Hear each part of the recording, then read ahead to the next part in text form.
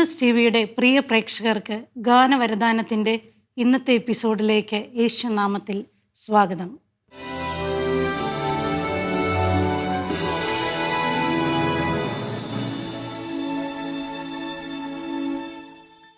Michael Panachickal അച്ഛൻ്റെ ഗാനങ്ങളും കവിതകളും അമൂല്യമായൊരു നിധിശേഖരമാണ്. തലമുറകളിൽ നിന്നും തലമുറകളിലേക്ക് പകരുന്ന പുണ്യമാണ്. പ്രിയപ്പെട്ട അച്ഛനെ ഗാനവരദാനത്തിൻ്റെ ഇന്നത്തെ എപ്പിസോഡിലേക്ക് സ്നേഹപൂർവ്വം സ്വാഗതം ചെയ്യുന്നു. ഗായകനും സംഗീത സംവിധായകനുമായ പഴസാറിനെ ഈ പ്രോഗ്രാമിലേക്ക് സ്വാഗതം ചെയ്യുന്നു. അച്ഛൻ നമ്മളിന്ന് തിരഞ്ഞെടുത്തിരിക്കുന്ന ഗാനം ഒരു നിമിഷം കൊതി തീരെ നിൻ തിരുമുഖം കണ്ടു. ഇത് ദൈവവുമായിട്ടുള്ള ഒരു ആത്മബന്ധത്തിൻ്റെ ഒരു ചിത്രമാണ് നമ്മളിതിൽ കാണുന്നത്. അച്ഛൻ്റെ ഈ അനുഭവം ഒന്ന് പങ്കുവെക്കാവോ? ഈ ഗാനത്തിലൂടെ എൻ്റെ അനുഭവം തന്നെയാണ് ഞാൻ പങ്കുവച്ചിരിക്കുന്നത്. വിശ്വാസത്തിൻ്റെ കാഴ്ചപ്പാടിലാണ്, അല്ലെങ്കിൽ വിശ്വാസത്തിൻ്റെ കണ്ണുകൊണ്ടാണ് നാം ഈശോയെ കണ്ടുകൊണ്ടിരിക്കുന്നത്. പക്ഷേ ഈശോ ചരിത്രപുരുഷനാണ്. ഈശോയെ കണ്ടവർ അന്നുണ്ടായിരുന്നു. അതിനുശേഷവും ദർശനത്തിലൊക്കെ ഈശോയെ കാണുന്നവരുണ്ട്. അങ്ങനെ ഈശോയുടെ ഒരു സാന്നിധ്യാനുഭവം ശക്തി പ്രാപിക്കുന്നു നമ്മൾ. അങ്ങനെ ഒരു അനുഭവം എനിക്കും ഉണ്ടായിട്ടുണ്ട്. ദർശനത്തിലൂടെ എന്ന പോലെ ഈശോയുടെ ആ മാധുര്യമേറുന്ന തിരുമുഖം അധികം നേരമൊന്നും കാണാൻ പറ്റിയില്ലെങ്കിലും ഒരു നിമിഷം എന്ന് പറയാവുന്നത് പോലെ ഒന്ന് കാണാൻ എനിക്ക് ആദ്യമായിട്ട് അവസരം ഉണ്ടായപ്പോൾ തോന്നിയ അനുഭവമാണ്. അച്ഛാ, നമുക്കിൻ്റെ പല്ലവി ഒന്ന് കേൾക്കാം.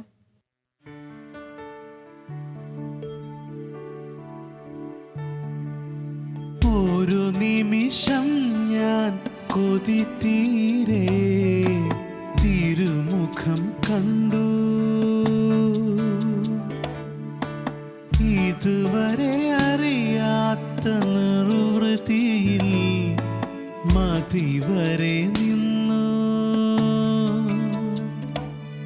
അവൻ എന്നോടു തൻ സ്നേഹമില്ല ഒരു നോക്കാലെയുള്ളിൽ പറഞ്ഞു.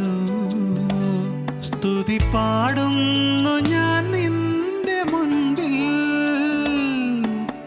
ഒരു നിമിഷം ഞാൻ കൊതി തീരെ തിരുമുഖം കണ്ടു, ഇതുവരെ അറിയാത്ത നിർവൃതിയിൽ മതിവരെ നിന്നു. പല്ലവിയിൽ പറഞ്ഞിരിക്കുന്നത് കൊതി തീരെ കണ്ടു, മതിവരെ നിന്നു. ഈ മതിവരെ നിന്നതും കൊതി തീരെ കണ്ടതുമായ ഒരു കാഴ്ച എന്തായിരുന്നു? അതായത് വിശ്വാസം കൊണ്ട് മാത്രം കാണുന്ന ഒരു മുഖം, നേരിട്ട് കാണാൻ ആഗ്രഹിക്കുന്ന ഒരു മുഖം, ഒരാളത്വത്തിൻ്റെ സാന്നിധ്യം, അത് നേർക്കാഴ്ചയായി കാണാൻ സാധിക്കുക. അത് ഞാൻ ആഗ്രഹിച്ചിട്ടുണ്ട്. കാരണം ചിലരൊക്കെ ഈശോയുടെ തിരുമുഖം ദർശിച്ചു, ദർശനത്തിലൂടെ, ഉൾക്കണ്ണിലൂടെ. എങ്ങനെയാണെന്ന് അതിനെ വിശദീകരിക്കാൻ ബുദ്ധിമുട്ടാണ്. എങ്ങനെയായാലും ഒരു കാഴ്ച, ആ കാഴ്ചയുടെ ഒരു നിർവൃതിയുണ്ട്. അപ്പോൾ ഒരു നിമിഷമാണ് കണ്ടത്. ആ ഒരൊറ്റ നിമിഷത്തെ കാഴ്ച തന്നെ നമുക്ക് തൃപ്തി നൽകുന്നതാണ്. ഒരു നിമിഷം ഞാൻ കൊതി തീരെ തിരുമുഖം കണ്ടു. അപ്പോൾ കൊതിച്ചിരുന്ന ഒരു കാഴ്ച ഒരു നിമിഷം കണ്ടാൽ മതി. നമ്മളൊരു കാഴ്ച കാണുമ്പോൾ ആ കാഴ്ച എത്ര ശക്തമാണോ, എത്ര നമ്മുടെ ഹൃദയത്തെ സ്പർശിക്കുമോ, അതിനനുസരിച്ച് നമുക്ക് തൃപ്തി വരും. മാത്രവുമല്ല, അത്ര ശക്തമായൊരു കാഴ്ച അല്ലെങ്കിൽ തീവ്രമായൊരു കാഴ്ച അധികം നേരം കണ്ടുകൊണ്ടിരിക്കാനും പറ്റില്ല. നമ്മൾ കാണുന്നുണ്ടല്ലോ മോശയുടെ മുൾപ്പടർപ്പിലെ കാഴ്ചയെക്കുറിച്ച് നമ്മൾ കാണുന്നുണ്ട്. മോശയുടെ മുഖം കണ്ടവർ പോലും, ദൈവത്തെ കണ്ട ഒരാളിൻ്റെ മുഖം കണ്ടിട്ട് പോലും അവർക്കും മതിയും തോന്നി എന്ന് പറയുന്നത് പോലെ ഒറ്റ നിമിഷത്തെ കാഴ്ച കൊണ്ട് തന്നെ നമുക്ക് തൃപ്തി വരും. We are contented. അപ്പം അതാണ് ഒരു നിമിഷം ഞാൻ കൊതി തീരെ ആഗ്രഹിച്ച ഒന്ന്, കൊതിച്ച ഒന്ന് കണ്ടപ്പോൾ എൻ്റെ കൊതി തീർന്നു. പിന്നീട് സംഭവിക്കുന്നതെന്ന് വെച്ചാൽ ആ കാഴ്ചയുടെ ഒരു നിർവൃതിയുണ്ട്. ആ കാഴ്ചയുടെ നിർവൃതി ഇങ്ങനെ തുടരുകയാണ്. ആ കാഴ്ചയുടെ നിർവൃതിയിൽ മതിയോരെ നിൽക്കുകയാണ്. എന്ന് പറഞ്ഞാൽ ഞാൻ ഉള്ളിലേക്ക് എടുത്താണ് കാണുന്നത്, അല്ലേ? നമ്മളൊരു കാഴ്ച കാണുന്നത് എങ്ങനെയാണ്? പുറമേയാണെന്ന് നമുക്ക് തോന്നാം, പക്ഷെ കാണുന്നത് ഉള്ളിലേക്ക് നമ്മളെ സ്വീകരിച്ചിട്ടാണ് കാണുന്നത്. അപ്പോൾ ആ ഉള്ളിലേക്ക് നമ്മൾ സ്വീകരിക്കുന്ന ഒന്ന് അവിടെ നിലനിൽക്കുകയാണ്. അതിനെക്കുറിച്ചാണ് പറയുന്നത്. ഒരു നിർവൃതിയായിട്ട് അത് നിലനിൽക്കുകയാണ്. അപ്പോൾ അതുവരെ അറിയാത്ത നിർവൃതിയിൽ മതി വരെ നിന്നു. എത്ര നേരം വേണേലും എനിക്ക് ആ ഒരു കാഴ്ചയുടെ നിർവൃതിയിൽ നിൽക്കാം. അങ്ങനെ നിന്നു. അപ്പോൾ അവിടെ ആ കാഴ്ചയുടെ സമയത്ത് എന്നെ നോക്കിയ നാഥൻ്റെ ആ നോട്ടത്തിൽ എന്തൊക്കെയോ എന്നോട് സംസാരിച്ചു. മൗനത്തിൽ സംസാരിക്കുക, അല്ലേ? വലിയൊരു കമ്മ്യൂണിക്കേഷനാണ് നോട്ടം എന്ന് പറയുന്നത്. അപ്പം നോട്ടം ഒരു ശക്തമായ കമ്മ്യൂണിക്കേഷനാണ്. ഞാൻ വേറൊരു അവസരത്തിൽ പറഞ്ഞിട്ടുണ്ടല്ലോ, ആ നോക്കിലെ ശോകസൗമ്യതയാൽ ആഴങ്ങളെ യേശു പുലുകി നിന്നു, ആത്മതാപമേറ്റ് ശമയൻ കണ്ണുനീർ വാർത്തു. അപ്പം ആ നോട്ടം അത്ര തീവ്രമാണ്, അത്ര തീക്ഷ്ണമാണ്, അത്ര ആർദ്രമാണ്, അത്ര വശീകരിക്കുന്നതും തന്നിലേക്ക് ആകർഷിക്കുന്നതുമാണ്, സാന്ത്വനം നൽകുന്നതാണ്. വേറെ അവസരത്തിൽ പറഞ്ഞു ഓർക്കുന്നില്ലേ, രുധിരം കലർന്ന നിൻ്റെ കരുണാ കടാക്ഷമൊന്നൻ ഹൃദയം കവർന്നതല്ലേ എൻ്റെ ഈ ആനന്ദം എന്ന് പറഞ്ഞാൽ ഒറ്റ നോട്ടത്തിലൂടെ എൻ്റെ ഹൃദയം കവരുകയാണ്. അപ്പോൾ നമ്മളെ ആനന്ദിപ്പിക്കും അത്. കാരണം എന്താണ്, തെറ്റുകളും കുറ്റങ്ങളൊക്കെ ഉള്ള ഒരാൾ, അങ്ങനെ ഒരാളാണ് ഞാൻ. ആ നോട്ടത്തിലൂടെ പറയുകയാണ്, സാരമില്ല മോനെ, എനിക്ക് നിന്നോട് വളരെ സ്നേഹമാണ്, സാരമില്ല എന്ന് പറയുന്ന ഒരു മെസ്സേജ് നമ്മളെ കമ്മ്യൂണിക്കേറ്റ് ചെയ്യുന്നുണ്ട്, സാന്ത്വനിപ്പിക്കുന്നുണ്ട്. അപ്പോൾ അതുകൊണ്ടാണ് ആ നോക്കിലെ ശോകസൗമ്യത ആഴങ്ങളെ പുലുകി എന്ന് പറയുന്നത് പോലെ ഈ ദർശനത്തിലുള്ള ആ കാഴ്ച ഒരു നിർവൃതി നൽകി. ആ നിർവൃതിയിൽ ഞാൻ മതിവരെ നിന്നു. ആ നോട്ടത്തിലൂടെ ഒരു കമ്മ്യൂണിക്കേഷൻ നടന്നു. നാഥൻ എന്നോട് പറഞ്ഞു, മതിവരെ നിന്നു. നിർവൃതിയിൽ അങ്ങനെ നിൽക്കുന്ന സമയത്ത് ആ നോട്ടം ഒരു കമ്മ്യൂണിക്കേഷൻ നടത്തി. അതാണ് എന്നോടുള്ള സ്നേഹം അറിയിച്ചെന്നുള്ളതാണ്. വേറൊരു ഗാനത്തിൽ ഞാൻ പറഞ്ഞിട്ടുണ്ട്, 1000 നാവുള്ള മൗനം സംസാരിക്കും എന്ന് പറയുന്ന പോലെ കർത്താവിൻ്റെ ആ നോട്ടം മൗനമാണ്. ഒന്നും സംസാരിച്ചില്ലെങ്കിൽ പോലും ഒരു കമ്മ്യൂണിക്കേഷൻ നടന്നു. ഞാൻ അവിടുന്ന് പറഞ്ഞത് എനിക്ക് എൻ്റെ ഉള്ളിൽ കിട്ടി എന്നുള്ളതാണ്. പ്രിയൻ എന്നോട് തൻ സ്നേഹമെല്ലാം ഒരു നോക്കാലെ ഉള്ളിൽ പറഞ്ഞതാണ്. അപ്പോൾ അത്രമാത്രം ആ നോട്ടത്തിലൂടെ ഒരു കമ്മ്യൂണിക്കേഷൻ നടന്നു. എൻ്റെ ഉള്ളിൽ നിറഞ്ഞു സ്നേഹം കൊണ്ടും അവിടുത്തെ വാത്സല്യം കൊണ്ടും കരുണ കൊണ്ടുമൊക്കെ. അതാണ് അവിടെ പറഞ്ഞത്. അപ്പം എൻ്റെ ഈശോയ്ക്ക് എന്നോട് ഇത്രയേറെ സ്നേഹമാണെന്ന് ഒരു കമ്മ്യൂണിക്കേഷൻ നടത്തിയപ്പോൾ അറിയാതെ ഒരു റെസ്പോൺസ് എന്നിൽ നിന്നുണ്ടാകുകയാണ്. ആ റെസ്പോൺസ് എന്ന് പറയുന്നത് സ്തുതിയാണ്. തിരുനാമകീർത്തനം പാടുവാനല്ലെങ്കിൽ നാവെനിക്കും തിരുനാഥ എന്ന് ചോദിക്കുന്ന ഒരു അനുഭവത്തിലേക്ക് വരികയാണ്. കർത്താവിൻ്റെ സ്നേഹത്തിന് നമ്മളിൽ നിന്ന് ഒരു പ്രതിസ്നേഹം ഉയരുമ്പോൾ ആ പ്രതിസ്നേഹം ആരാധനയാകുന്നു, സ്തുതിയാകുന്നു, നന്ദി പ്രകാശനമാകുന്നു, അതൊരു നിർവൃതിയുടെ പ്രകാശനമാകാം.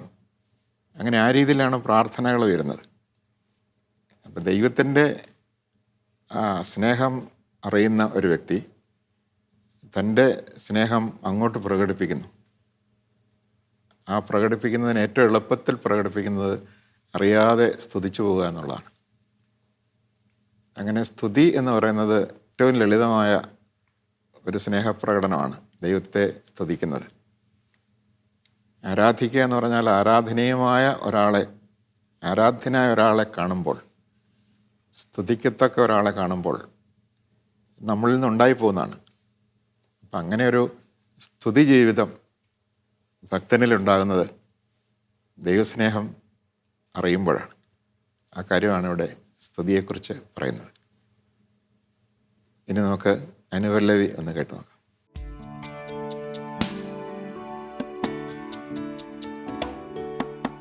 ആത്മാർത്ഥമായി ഞാൻ ഹൃദയം തുറന്നത് തിരുമുൻപിൽ മാത്രമാണല്ലോ. ഒരു വേളയുള്ളം നിറയെ ചിരിച്ചതും തിരുനാമം പാടിയാണല്ലോ. ഇനി എന്താകിലും സ്ഥിതി ഏതാകിലും വഴിമാറാതെ ഞാൻ നിൻ പിൻപേ വരും. ഞാനെന്നും നിന്നോടു കൂടെ. ഒരു നിമിഷം ഞാൻ കൊതി തീരെ തിരുമുഖം കണ്ടു. ഇതുവരെ അറിയാത്ത നിർവൃത്തിയിൽ മതിവരെ നിന്നു. അച്ഛാ, അനുപല്ലവിയിൽ പറഞ്ഞിരിക്കുന്നത് ആത്മാർത്ഥമായി ഹൃദയം തുറന്നത് തിരുമുൻപിൽ മാത്രമാണല്ലോ. അപ്പോൾ ഈ ഹൃദയം തുറക്കുന്ന ഒരറിവ് ഇതിൽ ധ്വനിക്കുന്നുണ്ട്. അതൊന്ന് വ്യക്തമാക്കി തരാമോ? അതായത് നാം എല്ലാ കാര്യങ്ങളും മറയില്ലാതെ തുറന്നു പറയുന്നത്, ആത്മാർത്ഥമായി തുറന്നു പറയുന്നത്, എന്തൊക്കെയാണെങ്കിലും എന്ത് വീഴ്ചകളെക്കുറിച്ച് കേട്ടാലും അതിൻ്റെ പേരിൽ എന്നെ തിരസ്കരിക്കുകയില്ലെന്ന് ഉറപ്പുള്ള ഒരാളുടെ മുമ്പിലാണ്. ഒരിക്കലും എന്നെ കുറച്ച് കാണുകയില്ല. എൻ്റെ വില ഒരിക്കലും കുറഞ്ഞു പോകാത്ത രീതിയിൽ എന്നെ ആദരിക്കും, സ്നേഹിക്കും, എന്നെ കൂടെ നിർത്തും എന്നുറപ്പുള്ള ഒരാളുടെ മുമ്പിൽ മാത്രമേ നമ്മൾ എല്ലാം തുറന്നു പറയുള്ളൂ. അപ്പം നമ്മൾ നമ്മുടെ സ്നേഹിതരോടോ അല്ലെങ്കിൽ ഏറ്റവും ആത്മാർത്ഥമുള്ളവരോടോ പറയുമ്പോൾ പോലും ചില മറയൊക്കെ കാണും. എന്നാൽ എൻ്റെ ഈശോയുടെ മുമ്പിൽ ഒരു മറയുമില്ലാതെ എല്ലാം തുറന്നു പറയാം. കാരണം എന്താ? എൻ്റെ എല്ലാ വീഴ്ചകളെക്കുറിച്ചും അറിയുന്നവനാണ് അവിടുന്ന്. അറിഞ്ഞിട്ടും എന്നെ കൈവിടാതെ എന്നെ ചേർത്ത് നിർത്തുന്നവനാണ്. എന്നെ ഒരിക്കലും എൻ്റെ വില കുറയ്ക്കാത്തവനാണ്. അതുകൊണ്ട് അവൻ്റെ കുറവുകളെല്ലാം പരിഹരിക്കുന്നവനാണ്. അതുകൊണ്ട് അവൻ്റെ മുമ്പിൽ മാത്രമാണ് എനിക്ക് ആത്മാർത്ഥമായിട്ടെല്ലാം തുറന്നു പറയാൻ പറ്റുന്നത്. അതുകൊണ്ടാണ് ആത്മാർത്ഥമായി ഞാൻ ഹൃദയം തുറന്നത് തിരുമുമ്പിൽ മാത്രമാണല്ലോ. ഒരു വേള ഉള്ളം നിറയെ സന്തോഷിച്ചത് തിരുനാമം പാടിയാണല്ലോ എന്നൊക്കെ പറയുന്നത്. കാരണം എനിക്ക് ഏറ്റവും അധികം സന്തോഷിക്കാൻ സാധിക്കുന്നത് എൻ്റെ ബലഹീനതകളോടുകൂടി എന്നെ സ്വീകരിക്കുകയും എൻ്റെ ബലഹീനതയിൽ എൻ്റെ കുറവുകളെ പരിഹരിച്ച് എന്നെ കൃപ കൊണ്ട് നിറയ്ക്കുകയും എന്നെ സ്നേഹിക്കുകയും ചെയ്യുന്ന എൻ്റെ കർത്താവിൻ്റെ മുമ്പിൽ മാത്രമാണ് എനിക്ക് സ്തുതി പാടിക്കൊണ്ട് സന്തോഷിക്കാൻ സാധിക്കുന്നത് എന്ന വലിയ സത്യമാണ് നമ്മളോട് പറയുന്നത്. ഇനി എന്തായാലും സ്ഥിതി ഏതായാലും ദൈവത്തിൻ്റെ പിൻപേ പോകുമെന്ന് ഉറപ്പിച്ചു പറയുന്നുണ്ട്. അപ്പം നേരത്തെ അങ്ങനെ അല്ലായിരുന്നോ? കാരണം എത്രമാത്രം നമ്മൾ ആഴത്തിൽ ഒരാളുടെ നന്മ അറിയുമോ, ആ ആളെ എന്നെ എത്രമാത്രം സ്നേഹിക്കുന്നെന്ന് അറിയുന്നോ, അതനുസരിച്ചായിരിക്കും എൻ്റെ കമ്മിറ്റ്മെൻ്റ് വരുന്നത്. അതുകൊണ്ട് ഇപ്പം ഞാൻ ജീവിക്കുന്നത് ആർക്ക് വേണ്ടിയാണെന്ന് ചോദിച്ചു കഴിഞ്ഞാൽ കുറേയൊക്കെ എനിക്ക് വേണ്ടിയാണ് ഞാൻ ജീവിക്കുന്നത്. എൻ്റെ ഇഷ്ടങ്ങൾക്ക് വേണ്ടി ജീവിക്കുന്നു. ഒരുപക്ഷെ എന്നെ സ്നേഹിക്കുന്നവർക്ക് വേണ്ടി ജീവിക്കുന്നു. ചില വസ്തുക്കൾക്കും വിഷയങ്ങൾക്കും വേണ്ടി പോലും മനുഷ്യൻ ജീവിക്കുന്നു, അല്ലേ? പണത്തിന് വേണ്ടി ജീവിക്കുന്നവരുണ്ട്, പേരിനും പ്രശസ്തിക്കും വേണ്ടി ജീവിക്കുന്നവരുണ്ട്, അതിൻ്റെ പിന്നാലെ പോകുന്നവരുണ്ട്. അപ്പം അങ്ങനെ ആ ഒരവസ്ഥ കുറച്ചെങ്കിലും എൻ്റെ ഭാഗത്ത് ഞാൻ കാണുന്നു. അതുകൊണ്ടാണ് ഞാൻ പറയുന്നത്, ഇനി ഏതാകിലും എന്നെ എത്രമാത്രം സ്നേഹിക്കുകയും ആദരിക്കുകയും എന്നെ നേടാൻ വേണ്ടി എത്രമാത്രം ത്യാഗം സഹിക്കുകയും ചെയ്ത എൻ്റെ ഈശോയെ കണ്ടുമുട്ടിയപ്പോൾ ഞാൻ ഇനി വേറൊന്നും എനിക്ക് ലക്ഷ്യമില്ല. എൻ്റെ ഈശോയുടെ കൂടെ ആയിരിക്കുക, ഈശോയുടെ കൂടെ ആയിരിക്കുന്നതിൻ്റെ ആ സുഖം അനുഭവിക്കുക, ആ നിർവൃതിയിൽ ജീവിക്കുക. അതല്ലാതെ മറ്റൊന്നും എനിക്ക് ഇനിയില്ല. ഇനി ഏതാകിലും എന്തൊക്കെ വന്നാലും, എന്തൊക്കെ പ്രലോഭനങ്ങളുണ്ടായാലും, ആരൊക്കെ എന്നെ വിളിച്ചാലും, ഈശോയുടെ കൂടെ നിൽക്കുന്ന ആ സന്തോഷം, ആ നിർവൃതിയുടെ അനുഭവം, ഈശോയ്ക്ക് വേണ്ടി ജീവിക്കാനുള്ള ആ ആഗ്രഹത്തെ ഞാൻ വിലമതിച്ചുകൊണ്ട് അങ്ങോട്ട് സമർപ്പിക്കുകയാണ് അവിടെ. അപ്പോൾ ഒരു വ്യക്തിയെ നമ്മൾ അറിയുന്നതിനനുസരിച്ച് അങ്ങനെയാണല്ലോ പ്രണയബദ്ധമാകുന്നത്, അല്ലേ? രണ്ടുപേര് പ്രണയബദ്ധമാകുന്ന അങ്ങനെയല്ലേ? ഒരാൾ എനിക്ക് വേണ്ടി നിലകൊള്ളുന്നു, എനിക്ക് വേണ്ടി എന്ത് ത്യാഗം സഹിക്കാൻ തയ്യാറാകുന്നു, എന്നെ സ്വന്തമാക്കാൻ. അപ്പോൾ ഞാനങ്ങ് വിട്ടുകൊടുത്തുകൊണ്ട് സ്വന്തമാവുകയാണ്. ഇവിടെ ഒരു പ്രണയമുണ്ട്, ഈശോയോടുള്ള ഒരു പ്രണയമുണ്ട്, ദിവ്യമായൊരു പ്രണയമുണ്ട്. അവന് വേണ്ടി ജീവിക്കുക, തന്നെ അവന് സമർപ്പിക്കുക. അങ്ങനെ ഞാൻ അവനെ നേടുക, അവൻ എന്നെ വിട്ടുകൊടുക്കുക. അങ്ങനെ ഞാൻ ഈശോയുടേതാവുക, ഈശോ എൻ്റേതാകുക. ഈശോ പറഞ്ഞില്ലേ, ഞാൻ പിതാവിലും പിതാവ് എന്നിലുമാണെന്ന് പറയുന്ന ഒരു അനുഭവത്തിലേക്കാണ് അത് വിളിക്കുന്നത് നമ്മളെ. അതൊരു ദിവ്യമായ പ്രണയമാണ്. അപ്പം നമുക്കിതിൻ്റെ ചരണം ഒന്ന് കേൾക്കാം.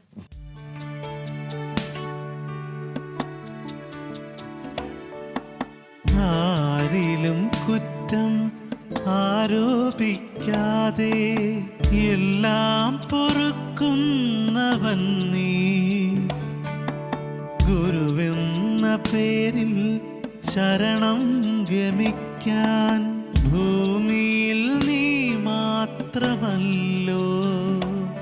ഭയമില്ലാതെ ഞാൻ ഇനി എങ്ങും വരും, എനിക്കാഹ്ലാദമായി പരമുന്മാദമായി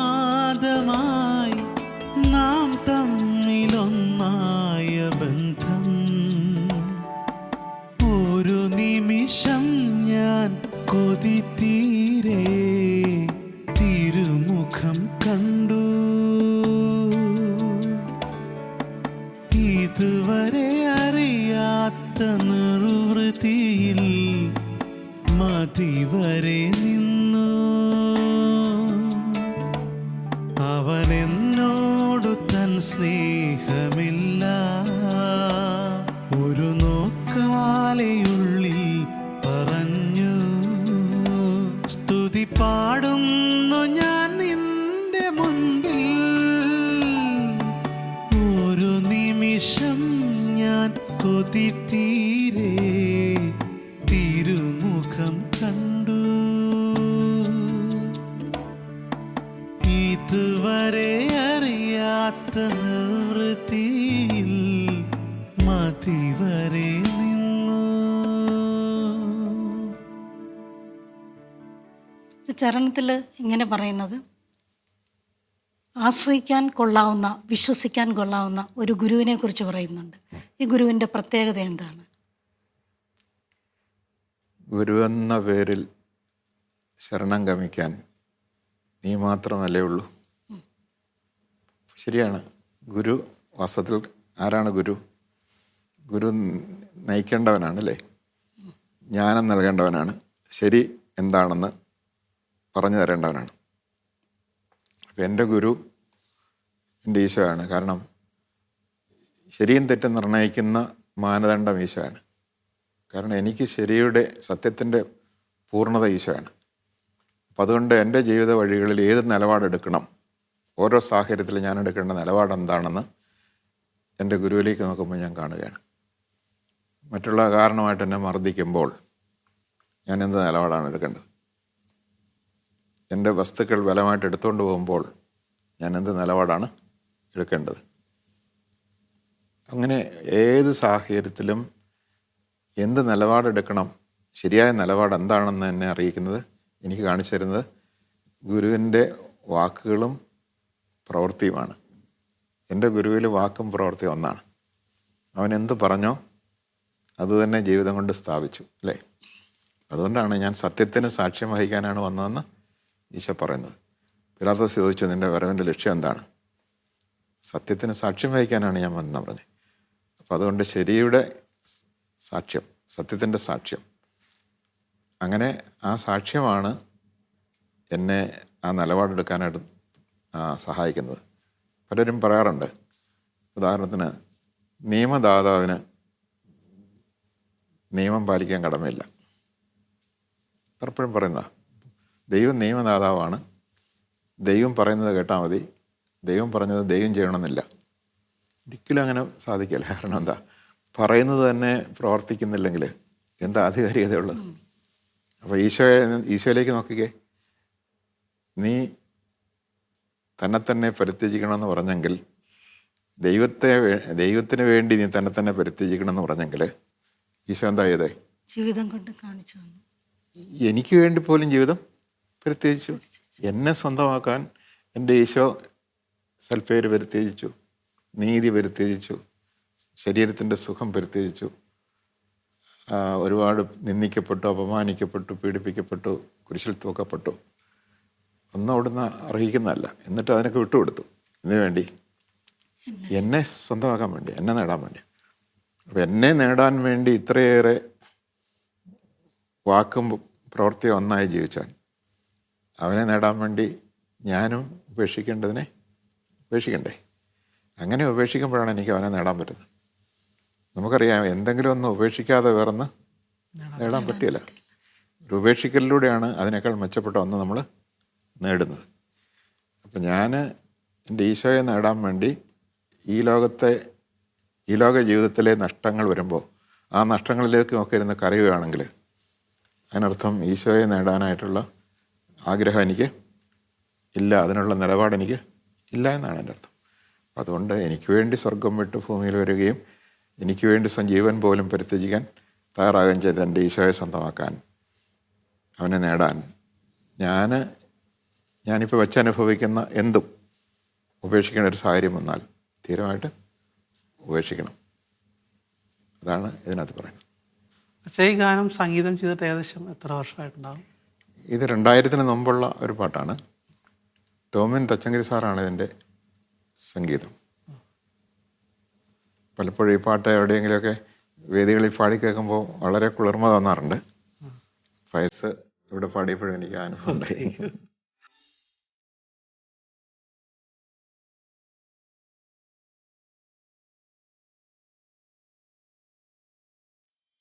ഇന്ന് നമുക്ക് അച്ഛനിൽ നിന്നും ലഭിച്ച സന്ദേശം, യേശു കേന്ദ്രീകൃതമായ ഒരു ബന്ധം ആഴപ്പെടണമെന്നും അതുപോലെ തന്നെ എന്നെ ഇത്രയധികം സ്നേഹിക്കുകയും മനസ്സിലാക്കുകയും എൻ്റെ നിസ്സഹായ അവസ്ഥയിൽ എന്നെ ചേർത്ത് നിർത്തി എന്നിലൊരു കുറ്റം ആരോപിക്കാതെ എന്നെ സ്നേഹിക്കുന്ന ഈ ദൈവത്തെ കണ്ടുമുട്ടുക എന്നുള്ളൊരു വലിയ ഭാഗ്യമാണ്, അനുഭവിക്കുക എന്നുള്ളൊരു ഭാഗ്യമാണ്. ഈ സന്ദേശം നമുക്ക് നൽകിയ പ്രിയപ്പെട്ട അച്ഛന് നന്ദി. ഗാനങ്ങൾക്ക് സഹായിച്ച പയസാറിനും നന്ദി. ഗാനവരദാനത്തിൻ്റെ ഇന്നത്തെ എപ്പിസോഡ് ഇവിടെ പൂർണ്ണമാകുന്നു. മറ്റൊരു ഗാനത്തിൻ്റെ വിശേഷമായി അടുത്ത എപ്പിസോഡിൽ കണ്ടുമുട്ടാം. നന്ദി, നമസ്കാരം.